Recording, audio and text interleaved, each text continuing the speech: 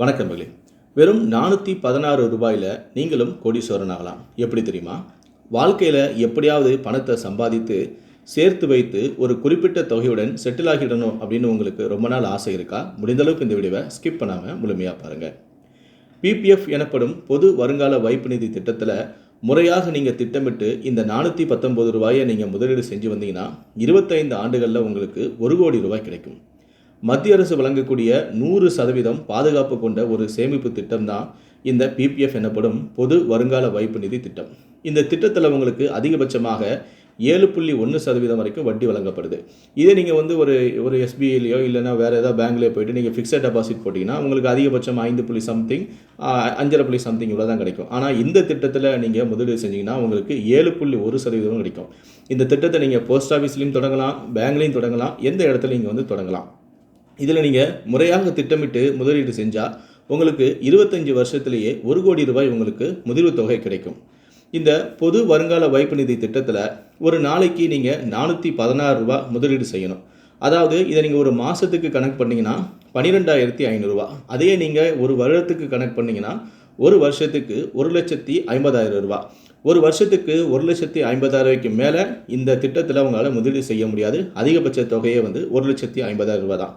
தொடர்ந்து நீங்கள் இந்த மாதிரி 15 ஆண்டுகளில் இதே மாதிரி இந்த திட்டத்தில் நீங்கள் முதலீடு செஞ்சுக்கிட்டே வந்தீங்கன்னா, அதாவது ஒவ்வொரு வருடமும் நீங்கள் ₹1,50,000 ஒரு நாளைக்கு ₹416 நீங்கள் முதலீடு செஞ்சுக்கிட்டே வந்தீங்கன்னா உங்களுக்கு 15 ஆண்டுகளுக்கு முடிவில் உங்களுக்கு கிடைக்கக்கூடிய முதிர்வு தொகை பார்த்தீங்கன்னா ₹40,68,000 கிடைக்கும்.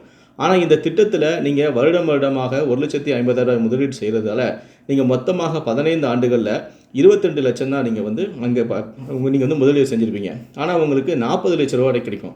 கிட்டத்தட்ட பார்த்தீங்கன்னா ₹18 லட்ச ரூபா வரைக்கும் உங்களுக்கு வட்டி கிடைக்கும். இந்த 18 லட்ச ரூபா வட்டியானது தற்போது அரசு வழங்கக்கூடிய இந்த 7.1% வட்டி அளவில் தான் கணக்கிடப்பட்டிருக்கு. ஒருவேளை அரசாங்கம் வந்து இதோடைய வட்டி அளவை கூட்டுச்சுன்னா உங்களுக்கு இதை விட அதிகமான உங்களுக்கு தொகை வந்து கிடைக்கும். இப்படி 15 ஆண்டுகளில் முடிவில் உங்ககிட்ட ₹40 லட்ச ரூபா கிடைக்கும் பார்த்தீங்களா? இந்த 40 லட்சத்தை நீங்கள் எடுக்கவே கூடாது. நீங்கள் என்ன பண்ணணும், இதே கணக்கில் வைத்து இதை நீங்கள் மேலும் ஒரு 5 ஆண்டுகளுக்கு நீங்கள் நீடிக்கணும். அதன் மூலமாக உங்களுக்கு பணமும் வளரும். அதுக்கப்புறம் 20 ஆண்டுகள் முடிவில், அதாவது ஸ்டார்டிங்கில் வந்து 15 ஆண்டுகள், இந்த ஸ்கீம் வந்து மொத்தம் 15 ஆண்டு முடிஞ்ச பிறகு எக்ஸ்ட்ரா நீங்கள் 5 ஆண்டுகள் இதை நீடிக்கணும். அதுக்கப்புறம் 20 ஆண்டுகள் முடிஞ்ச பிறகு மேலும் இதை நீங்கள் 5 ஆண்டுகள் நீடிக்கணும். கிட்டத்தட்ட 25 ஆண்டுகள் இந்த திட்டத்தில் நீங்கள் முதலீடு செஞ்சுக்கிட்டே வரணும். நீங்கள் எக்காரணத்தை கொண்டும் இதோடைய பணத்தை நீங்கள் எடுக்கவே கூடாது. முதிர்வு காலம் வருவதற்குள்ளே நீங்கள் ஓராண்டுக்கு முன்பாகவே நீங்கள் வங்கியோ அல்லது தபால் அலுவலகத்தில் போய்ட்டோ நீங்கள் இந்த விஷயத்தை சொல்லிடணும். நான் வந்து இந்த திட்டத்தை எக்ஸ்டெண்ட் பண்ண போகிறேன், இன்னும் 5 வருஷத்துக்கு எக்ஸ்டெண்ட் பண்ண போகிறேன் அப்படிங்கிறத நீங்கள் முன்கூட்டியே வந்து தெரிவிச்சிடணும். இப்படி நீங்கள் 25 ஆண்டுகளில் முதலீடு செஞ்சீங்கன்னா உங்களுடைய முதிர்வு தொகையானது ₹1 கோடி உங்களுக்கு கிடைக்கும். இதில் கிட்டத்தட்ட 25 ஆண்டுகள் நீங்கள் வருடம் ₹1,50,000 முதலீடு செஞ்சுருப்பீங்கள்ல. ஸோ அது 25 ஆண்டுகளுக்கு கணக்கு பண்ணால் மொத்தம் 37 லட்சம் தான் நீங்கள் முதலீடு செஞ்சுருப்பீங்க. ஆனால் உங்களுக்கு கிடைக்கக்கூடிய லாபம் வந்து பார்த்திங்கன்னா, அதாவது வட்டி வந்து பார்த்திங்கன்னா 65 லட்சம். ஸோ டோட்டலாக மொத்தம் உங்களுக்கு ₹1 கோடி வரைக்கும் உங்களுக்கு லாபம் கிடைக்கும். இந்த ஸ்கீமில் வந்து இன்னொரு பெனிஃபிட்டும் இருக்குது. அதாவது இந்த பொது வருங்கால வைப்பு நிதி திட்டத்தில் நீங்கள் முதலீடு செய்பவர்களுக்கு கிடைக்கக்கூடிய மிகப்பெரிய சலுகை என்ன அப்படின்னு பார்த்தீங்கன்னா, வருமான வரி சட்ட பிரிவு 80(c)யின் கீழ் நீங்கள் கிடைக்கக்கூடிய வரி விலக்கை நீங்கள் அனுபவிச்சுக்கலாம். அதாவது நீங்கள் வந்து டேக்ஸ் பே பண்ணும்போது 5 லட்ச ரூபாய்க்கு மேலே நீங்கள் உங்களுக்கு வருமானம் வருது, நீங்கள் வந்து டேக்ஸ் பே பண்ணுறீங்க அப்படின்னா இந்த ₹1,50,000 நான் வந்து பிபிஎஃப் வந்து கட்டிட்டு வரேன் அப்படின்னு சொல்லி ₹1,50,000 வந்து நீங்கள் டேக்ஸ் பே பண்ணுறதுலேருந்து குறைச்சிக்கலாம். இது மூலமாக உங்களுக்கு லாபம் கிடைக்கும். அதே போல் ஒரு நிதியாண்டில், அதாவது இந்த திட்டம் முடிஞ்ச பிறகு உங்களுக்கு வரக்கூடிய அந்த ₹1 கோடி எந்த விதமான வரியையும் நீங்கள் கவர்மெண்ட்டுக்கு செலுத்த தேவையில்லை. உதாரணத்துக்கு நீங்கள் இப்போ வந்து ஒரு ஃபிக்ஸட் டெபாசிட் போய்ட்டு நீங்கள் வந்து ஒரு பேங்க்கில் வந்து பே பண்ணுறீங்க, ஃபிக்ஸட் டெபாசிட் மூலம் உங்களுக்கு வருமானம் வருது அப்படின்னா உங்களுக்கு உதாரணத்துக்கு வந்து ஒரு ₹10,000 உங்களுக்கு வட்டி வருதுன்னா அது கவர்மெண்ட்டு வந்து டிடிஎஸ் அப்படிங்கிற மாதிரி ஒரு 200-300 வந்து பிடிச்சிட்டு தான் வந்து அந்த 10,000 பிடிச்சி தான் உங்களுக்கு கொடுப்பாங்க. ஆனால் இந்த ₹1 கோடி வந்து எந்த விதமான பிடித்தமும் இருக்காது. இது வரி சலுகையும் இதில் இருக்குது. ஸோ இது வந்து அரசாங்கத்துடைய திட்டம் என்பதால் உங்களுக்கு பணமும் பாதுகாப்பாக இருக்கும்.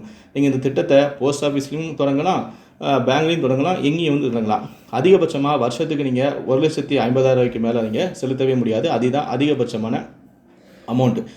நீங்கள் வந்து இப்படி 25 ஆண்டுகளில் வருடம் ₹1,50,000 வந்து நீங்கள் முதலீடு செஞ்சுட்டு வந்தீங்கன்னா, அதாவது ஒரு நாளைக்குன்னு கணக்கு பண்ணுன்னா ₹416 நீங்கள் வந்து தொடர்ந்து முதலீடு செஞ்சுட்டு வந்தீங்கன்னா நீங்கள் மொத்தமாக 25 ஆண்டுகளுக்கு வெறும் 37 லட்ச ரூபாய் மட்டும் தான் கட்டியிருப்பீங்க.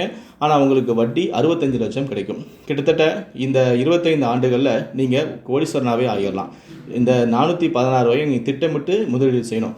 நீங்கள் 15 ஆண்டுகளுக்கு பிறகு அந்த பணத்தை எடுத்துகிட்டு திரும்பவும் நீங்கள் முதலீடு செய்யக்கூடாது. அந்த பணத்தை அப்படியே வச்சுட்டு அந்த அக்கௌண்ட்டை வந்து திரும்ப 5 வருஷம் அப்படியே எக்ஸ்டெண்ட் பண்ணி 25 ஆண்டுகள் வரைக்கும் நீங்கள் வந்து முதலீடு செஞ்சுட்டு வந்தீங்கன்னா நீங்கள் 25 ஆண்டுகளோட முடிவில் நீங்களும் வந்து ஒரு கோடீஸ்வரன்.